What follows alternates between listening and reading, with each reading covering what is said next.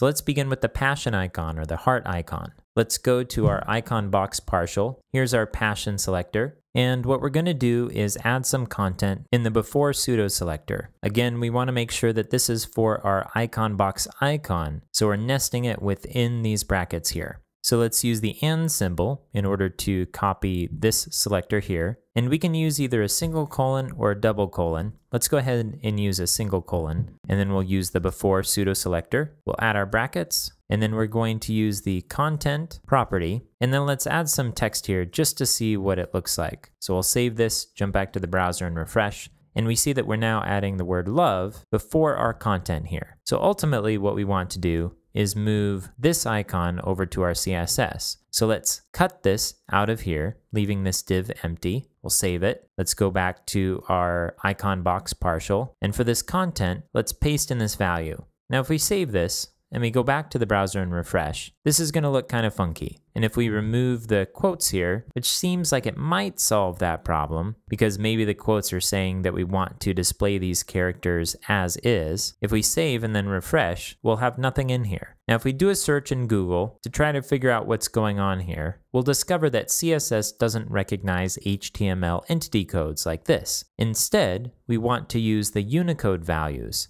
So to convert this to Unicode, we can just remove the ampersand, the hash symbol, and the X, and replace it with a backslash. We'll remove the extra semicolon at the end, and we'll add quotes around this, save it, and if we refresh in the browser, we'll get our heart. And now this allows our HTML to be more meaningful. This character code provided no meaning in our HTML, and now we're able to use this in CSS. So this seems like a solid approach. Let's continue to use this method throughout our other circle icons. And now, like I suggested before, using descriptive words inside of our subcomponent class names makes more sense now because the content is actually related to that value. Passion now has a heart in it. Now we could instead call this heart, but these still are descriptive enough words to carry the meaning of the icon with them. All right, so let's add this before selector to our other icons. I'm going to go ahead and copy this and paste it into our other subcomponents. And I'm going to go back to our index.html and I'll cut out the Unicode part here and remove the other characters. Go back to our CSS and this is our speed. So we'll paste in the character code here. I'll go back to our index. Now this is creativity, so we'll cut this out, remove the extraneous characters we don't need in the HTML entity, and we'll paste it right here.